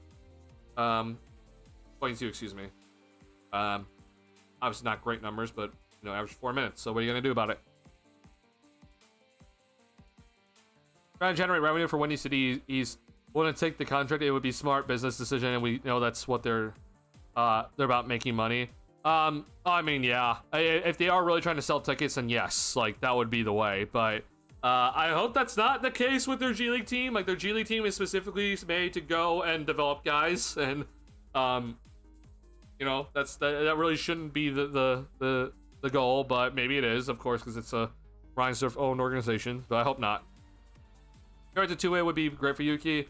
With maybe Emmanuel Miller being the odd man out, like as you mentioned, yeah, I think that is the most likely scenario if we're gonna sign Yuki to a two-way contract. Like Jameer Young saved his job today. Like the Bulls are gonna love what Jameer Young did today. Like they're not gonna give him up. So I do think that like Emmanuel Miller, like I wouldn't say he's been bad necessarily. This was definitely not exactly like the best game in the world. He missed some easy layups to the rim and had some interesting decisions, but 10 rebounds, saw some decent defense. This game was also like not much from him, but had an alright game. So if he's like the odd man out, like honestly, I think that if you even want to keep him, like he might honestly be like an okay bet just to kind of waive his two-way contract and then try to see if you can still keep him at the end of the day. Because he's 25. Like, how many teams are actually going to be willing to give him a 2-year contract or two-way contract at this point? I don't know. So, yeah, I mean, honestly, if there's a bet to kind of take about like, hey, you waive a guy, try to keep him on the Windy City Bulls still, then yeah, go ahead and just waive him and see what would happen. What's the amount of international players the Bulls have drafted over their history? It makes sense to finally get a guy from Japan. Honestly, it's a really good question. I don't know, honestly. international guys over there. I mean, obviously we just drafted Asenge. And Buzelis is from Lithuania. God, I'm trying to go back through all the draft picks, which is very tough for me to do. God, unfortunately, I cannot name every draft pick from. Keep going back every year. So before, I'm just going through first round. So before Buzelis, it was Dylan Terry, right? He's from Arizona. Then before Dylan Terry was who? God, at this point, now I don't even know. Is like, is that like that's the Patrick Williams year, I think. So then before Patrick Williams was 2019. So was that the Kobe White year? Or am I misremembering that? Let's just go look at it. I can't remember this easily.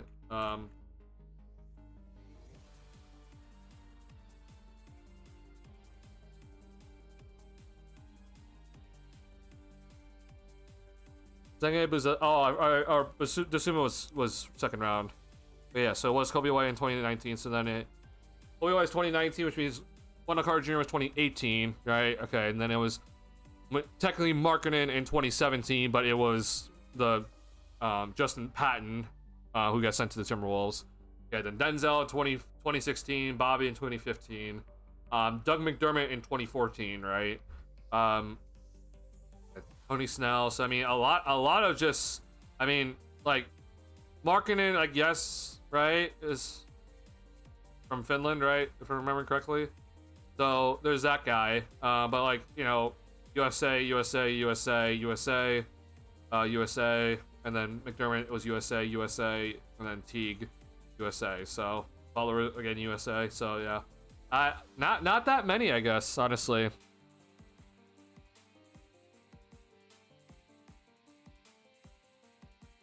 Obviously, he would fit when you say if that's the play style they're playing as.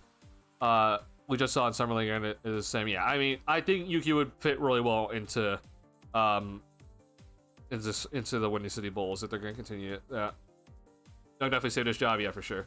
He's also from Chicago, right? But he is Lithuanian ethnicity, right? He's supposed to be playing for the Lithuania team this summer. So yeah, I mean, obviously, like Markkanen also went to Arizona, right? But we know that he's from Finland, so.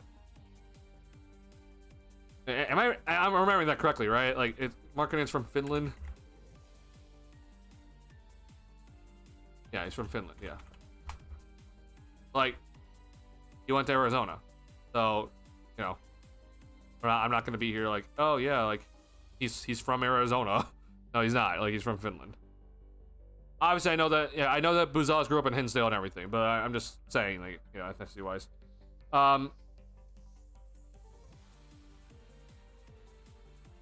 I keep over Young. That one game didn't really solidify Young in my books. I mean, that's fair. I just think that if it was up to me, if I had to choose between the two, I'm just keeping Young just because he's younger, which he's not that much younger, but I would much rather just get rid of. I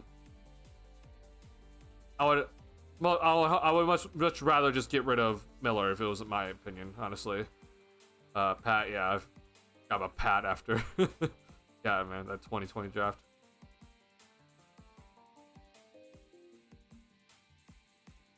Never thought about every single country the Bulls drafted guys from being random compared to other teams' franchise over the years. I have never really done it, honestly. Yeah, I'm not really taking the time. No, it doesn't really look good really at all so far. I mean, yeah. And granted, again, it's been his first 2 years of Summer League, but yeah, I'm aware. So we'll see. Switzerland, Serbia, Croatia, Germany, Brazil, France. Now, oh wow, honestly, that's a lot more than I thought. Okay, so Serbian is that's probably Simonovic. Croatian, obviously, Turkoglu. God. Not Turkoglu. God. Right. Bulls, God, man. What's his name?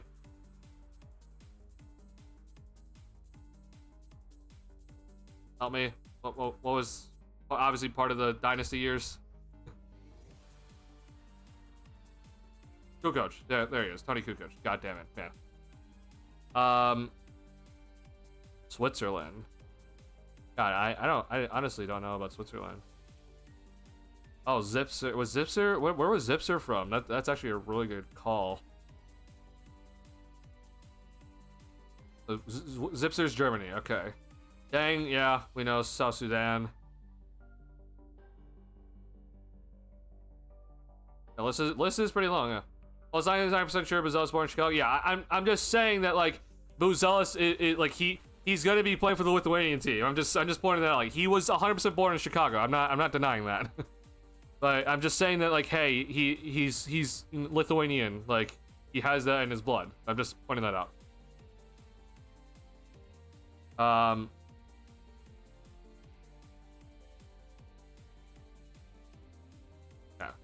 Not necessarily drafted, but guys from these different countries. I see. Okay, good to know.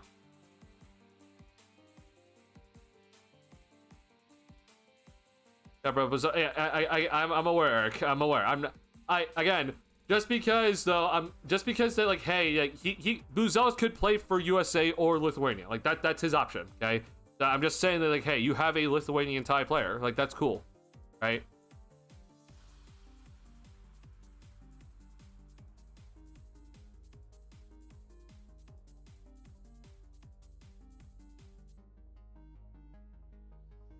Marketing globally. I mean, yeah. If it's all about selling tickets or jerseys, that's a nice tactic, but it, you know, yeah.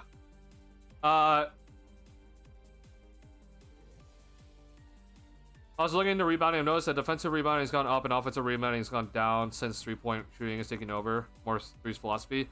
I mean, that makes sense, but I think that's also just more so because of the tempo of the game, right? Because if you're willing to shoot a lot early on the shot clock for a three-point shot, there's just going to be a lot more. Rebounds throughout the game, so there should be a lot more defensive rebounding. Yeah, so that doesn't really shock me. And then the offensive rebounding, if there's less attempts at the rim, right, for like big men to like kind of easily put back and in, and that makes a lot of, like, you know, you'll have less offensive rebounds overall. In general, though, just the league is smaller, right? So you're just gonna have less height on the floor for offensive rebounds. So I think that honestly makes a lot of sense when I look at it. I think it's Lithuanian is like saying I'm from Ireland because I'm Irish, but okay. But just so if I have a friend right now who is very clearly that was born in Chicago but is Filipino, then like, is that an issue for me to say that they're Filipino? I'm Korean and I'm in the Chicago area. Like I identify as Korean.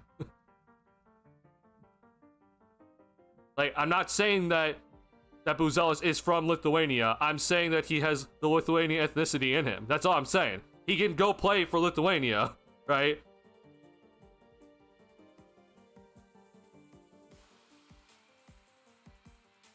Oh, Tabo, that's actually a good one. I forgot about Tabo, Switzerland. That's actually really good.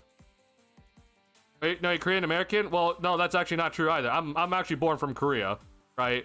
But I'm just saying that like you can so if you're wondering, by the way, like I am a citizen, right? But if I was a basketball player, I wouldn't be able to play for Team USA. Like I guess I would be able to if that actually works out. But like my biggest point is just that I call myself Korean, right? Like that's even though I'm in Chicago, I call myself Korean. Okay, I don't call myself Korean American. I was first and foremost I was born in Korea. Okay, but also I have a bunch of friends that are also Asian but that were born here, and they don't always say that they're, you know, Chinese American. Like, yes they are, I understand that, but they just say they're Chinese.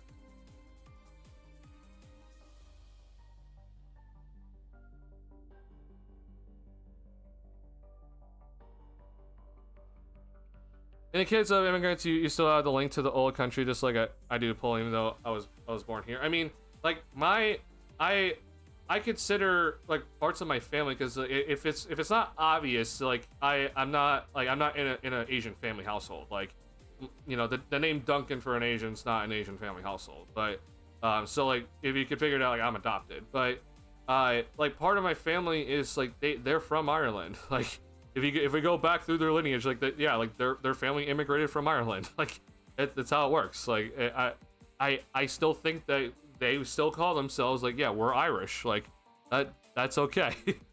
I'm just pointing out with Buzelis, like he is able to go and play for the Lithuanian national team. He's allowed to go and play for FIBA, right? And I think that it's really cool that the Bulls have a guy that has Lithuanian ethnicity in him. Like that to me is really cool. I think that's a really cool thing. And so like I understand that, yeah, he was born in Chicago. Like he's Lithuanian American. I get that, but like he's not just American, right? He's Lithuanian American. Like, that's cool. And I think that it's also okay for him to say that if he wants to say that if he's just straight up Lithuanian, like I think that's okay as well. I think that's fine. I'm not gonna be like too technical about it. And so like, look, I identify as Korean. Like you can argue that even me, like, I should say I'm Korean American, right? But I was born in Korea, so I think that even with specifically me, I just say I'm Korean. But a lot of my friends, like they don't say that they're whatever plus American. It's the technically right, but they, you know, I guess they're second generation, because their parents immigrated over, but they just say that they're whatever. They don't say dash American at the end all the time. I think that's fine. Yeah, like to see that, hey, the Bulls drafted a Lithuanian player, I think it's cool, no matter where they're from. I think that's really cool at the end of the day. When it comes to the Bulls and their draft history, it's hard for me overall for where people are. I completely forgot about Thomas Cephalosha. That's honestly a very good call by Rob. So I appreciate that, Rob. For Switzerland, that's a really good call. So yeah, I'm interested in seeing how much the Bulls are actually going to go out and about when it comes to their scouting. Because like obviously with Asenge, like he shot up the boards, and I don't know how much honestly the Bulls went out to France and decided to go look at, you know, him play live. Like I hope they did, but I don't really know how legit that is. So I wouldn't be shocked if they didn't. But I would like to see the Bulls, you know, expand their scouting and see if they can get more international, because I mean the game is just continuing to grow. I mean, it is also just honestly cool to see, you know, Asian players in the league, and you know, we saw Yang Hansen get drafted, and I as an Asian myself, like, I think that's really cool to see. So I really do appreciate what I see from these guys. Like guys at Yuki are awesome just to root for. But you know, I'm gonna be real if I think he played bad. I mean, like seeing Yang Hansen, man, like he honestly he looks pretty good. Didn't understand him being a first round pick initially, but honestly the Blazers might have been cooking with it. So yeah, he it's really good, cool to see they're like Chinese Jokic with it, which, you know, that's a pretty big thing to live up to. But if he can become like that, that'd be really cool to see. But either way though, man, like we're seeing how much the game is globalized, right? Where we're seeing that a Serbian player in the NBA, in Jokic, right? He is, you know, he is influencing other players around the globe for how to kind of, you know, work on your game, how to play, how to build your game, right? And to see Yang Hansen come in and kind of play like that, I just think is awesome. Like to see him have the passes, clearly has the vision. It's just really cool. So hope the game continues to just, you know, continue to globalize. And if you're the Bulls, man, like I think you need to start really thinking of looking internationally, not just for like obviously like first round picks, but just in general. You know, I think Luol Deng with the South Sudan team has done a hell of a job with you know, their international squad, but like I think he's also been an incredible ambassador to try to increase the game over there and increase the play, and you know, like that those are potentially areas to go look at, right? So I'm hoping that we see more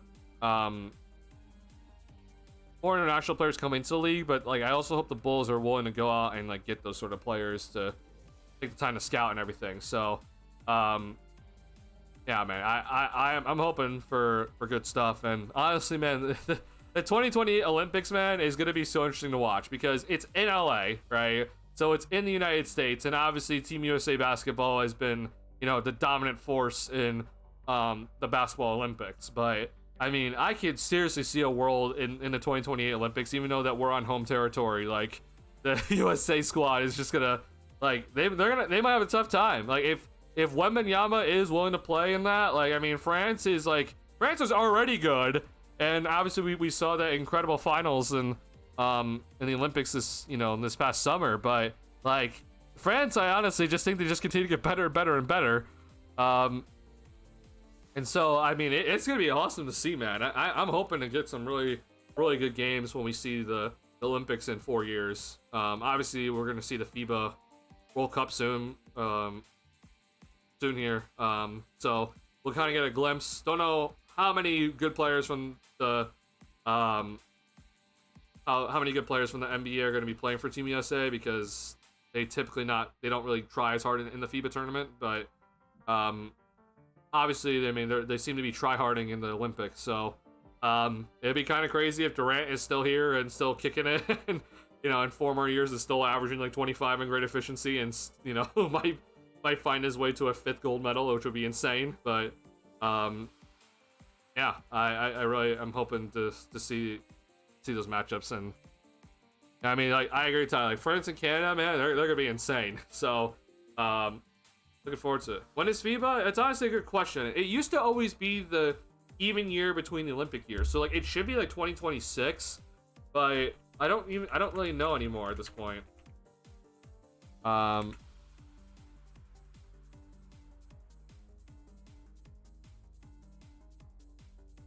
Looks like it's 2027 now.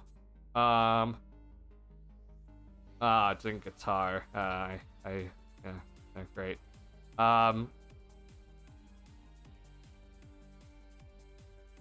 Yeah, it looks like it said 2027, August 12th to September 2027. So, yeah. Team USA is going to set out some people, right? I mean, you got to get so far in that tournament. Or honestly, I don't even know how the qualifying works for that. But, I mean, the most recent FIBA teams have just not been that good. Like, the last FIBA team that I think was honestly good, instead of like not like the Olympic team, we're talking about the FIBA team. Like the last FIBA team I think that was good for Team USA was when Derrick Rose was on it. It was, he was returning from the ACL tear, and they had Kyrie Irving, Kenneth Faried, Anthony Davis, James Harden. That was when Paul George had his crazy injury. But like I think that was honestly the last like good FIBA team for Team USA, because I think even like since then it's been like pretty underwhelming FIBA teams. Because then they went on to win that was 2014, right? I think, or maybe it was 2013. I think it was 2014. I have to double check that, honestly. But then, let's see here.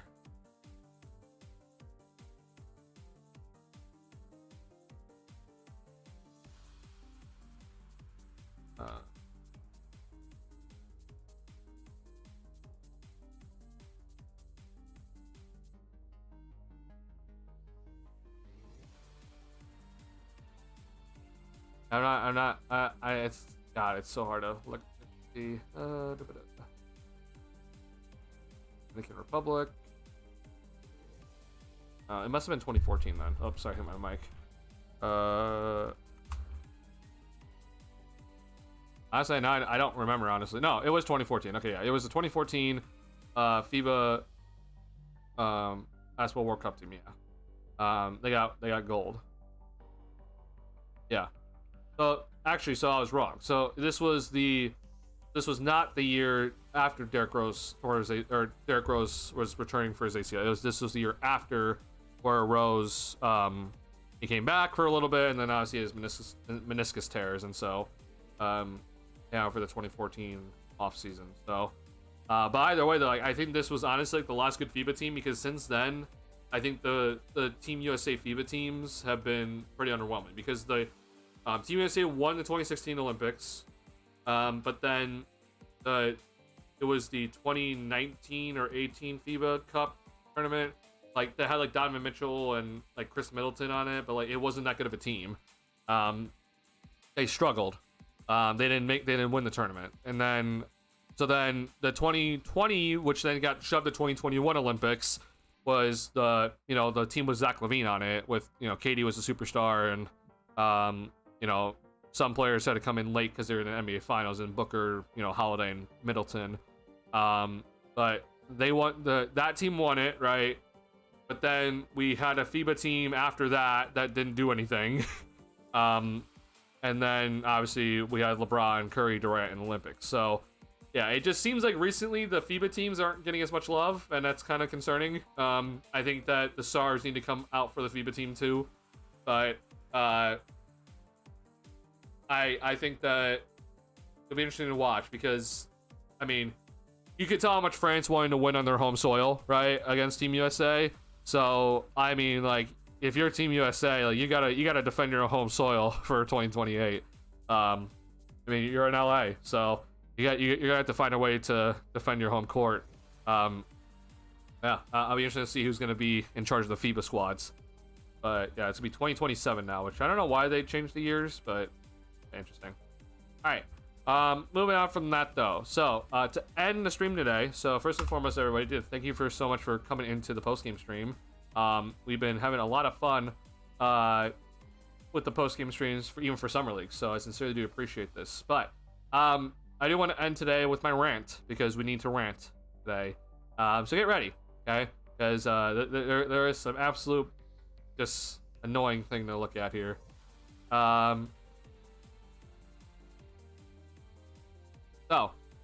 If you're wondering, we got news today. We got news today that when it relates to the Lonzo Ball and the Isaac Okoro deal, we got some pretty impactful news today. And I know a lot of people kind of look at this and are just like, yeah, this doesn't really matter. It is what it is. We got Okoro, we traded Lonzo. It is what it is. We move on. That's not the way I personally look at this.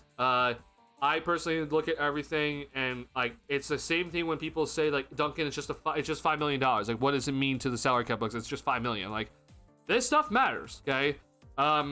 And unfortunately, the Bulls had with the news today that we got. This is a bad thing for the Bulls, okay? This is an unfortunate thing when it comes to the Bulls and their the trade that happened between Ball and the Bulls and for Okoro and the Cavs, okay? So really quickly, of what we're looking at. So Lonzo Ball for Isaac Okoro, straight up deal. Contracts we thought, okay, would work. Pretty much, it's pretty obvious. Isaac Okoro is making $11 million, okay? Lonzo Ball is making 10, all right? So, and just, even if you don't really understand contract matching when it comes to trades, like, this in general would just, like, you'd be kind of shocked if these two contracts don't match, right? 11 for $10 million should not be an issue whatsoever. These two contracts should be able to be traded for each other easily when it comes to contract matching, so hence the trade is legal. However, okay, so let me just explain this. When you trade a guy, there is always something called a traded player exception, okay?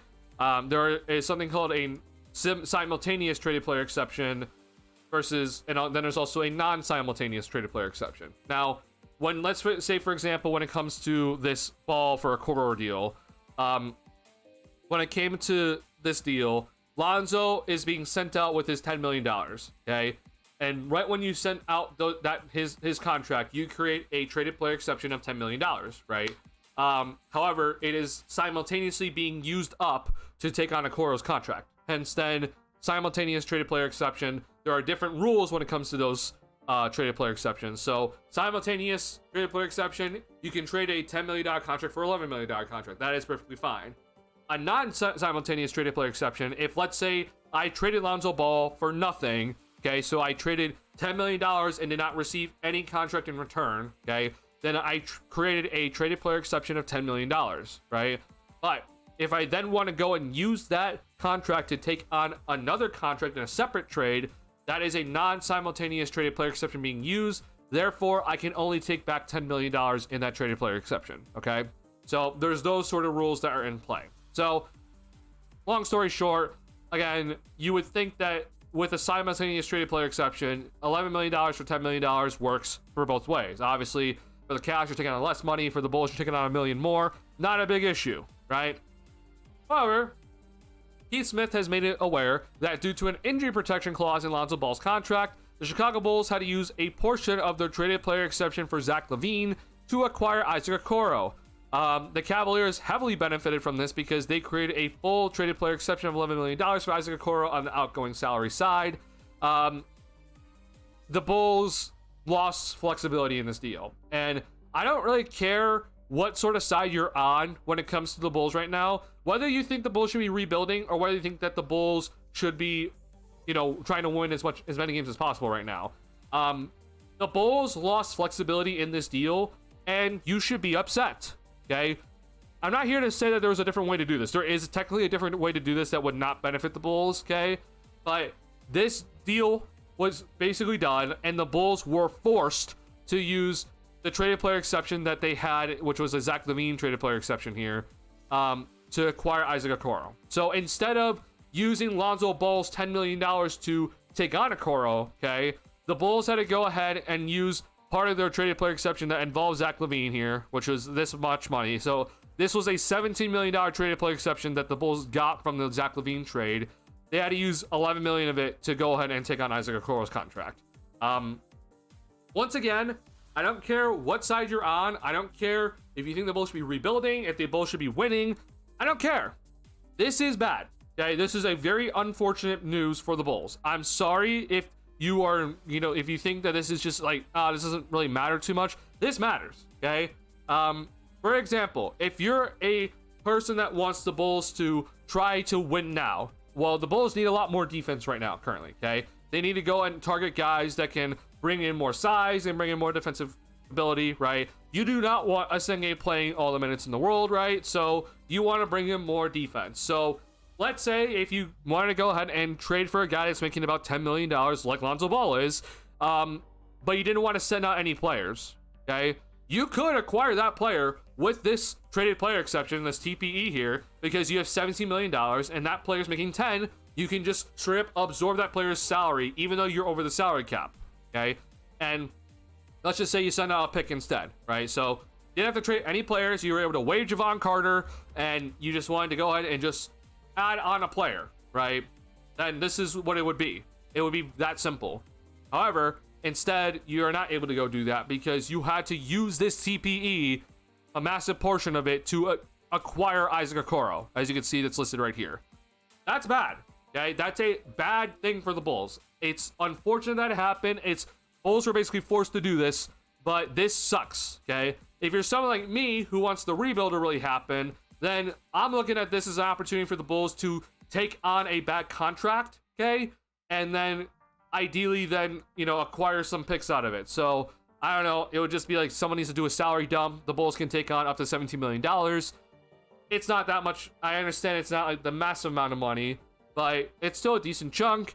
If a team needed to get under the luxury tax, hey, the Bulls could have potentially taken that player and gotten a second round pick out of it, right? Unfortunately, that is no longer the case. As now, because you had to use $11 million of this TPE, it is now down to $6 million left remaining. So, overall, this is really annoying for the Bulls. I understand that some people look at this and are just like, this doesn't matter. We got Okoro. We love Okoro. We got, we traded Lonzo Ball for Okoro. The way I personally look at this, though, is that instead of it being, hey, you traded Lonzo Ball for Okoro, which I hated that trade anyway, but you traded Lonzo Ball for Isaac Okoro, and the Bulls still have this full traded player exception of $17 million, right?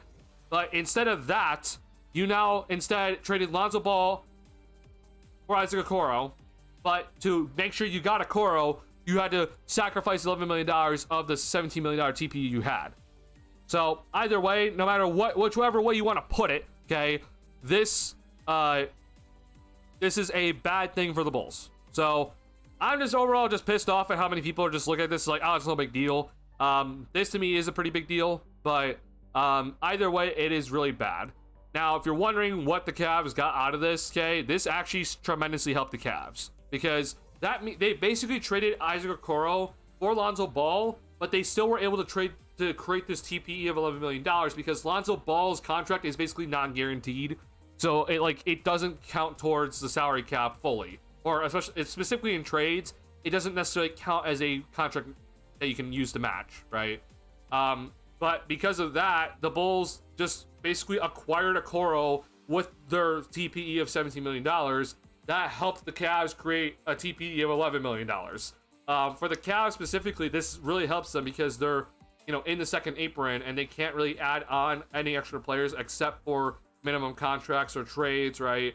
Or I think they're at least close to the second apron, but this is a way that now that they can, because this TPE was created for this specific season, they can now go ahead and potentially use this TPE to go and get another player that's making about $11 million. So good job by them.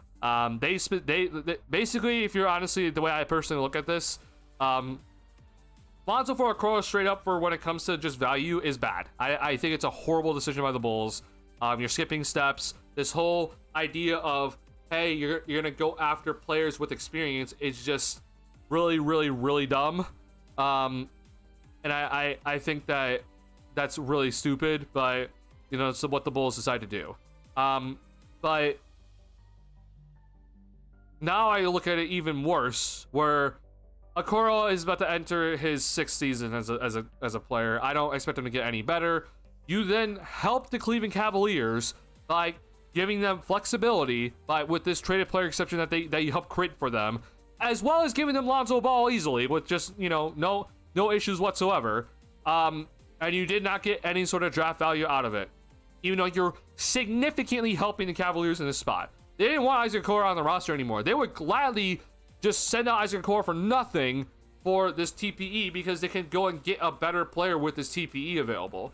But instead, you gave them Lonzo Ball and also helped them acquire a TPE, and you got no draft capital out of it. Just terrible business by the Bulls. Just stripped awful.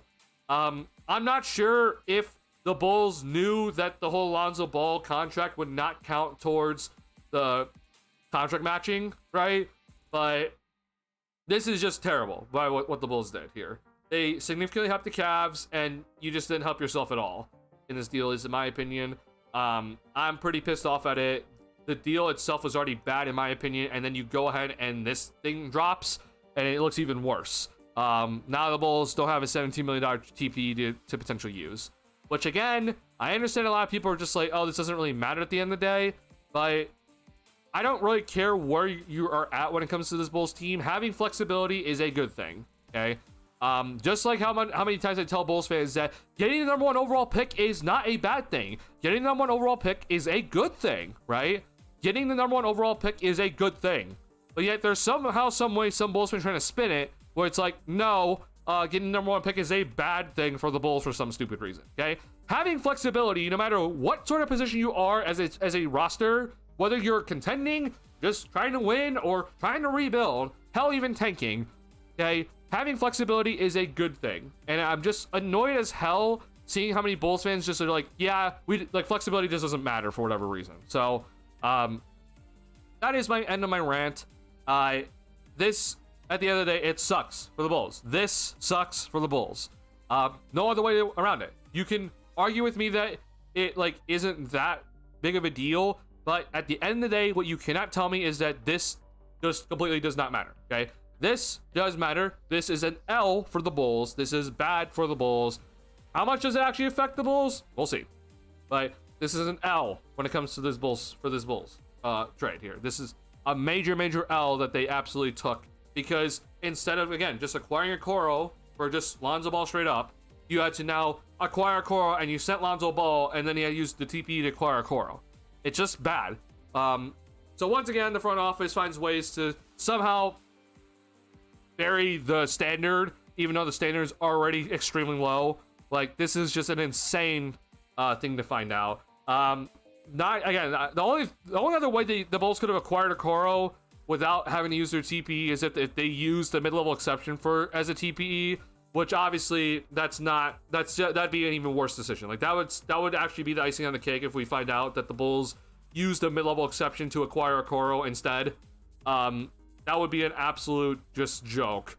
But that would be the only other option. Basically they're just pretty much forced to go ahead and do this trade with that and have to use the TP for it. Is what it is, but it sucks. Bad overall. But that is the end of my rant when it comes to this sort of stuff. So thank you for listening. That might honestly be a video, but we will see. Gonna look out for that. But when it comes to Summer League for the Bulls, so today was game 4. Bulls are gonna play their 5th game and their last game of the Summer League on Friday against the Utah Jazz, 7 p.m. Central Time. I will be streaming after this game. We will see who's gonna be playing for this one. I'm hoping Asenge will be able to play. But again, if they hold him out, I'm perfectly fine with that. Hope to see Filipowski, but he might honestly be in the too good for Summer League category. We'll see about Ace Bailey as well. But I want to see some of the bigger prospects in this one. But at the end of the day, we might not. But last game of the Bulls Summer League is on Friday at 7 p.m. Central Time. We'll see. We'll be doing post-game stream at about around 9 p.m. whenever this game ends. But NBA TV is where you can go ahead and watch it. But with that being said, though, I want to say thank you guys so much for tuning into this Summer League post-game stream. We've been having a lot of fun on here on the Summer League post-game streams.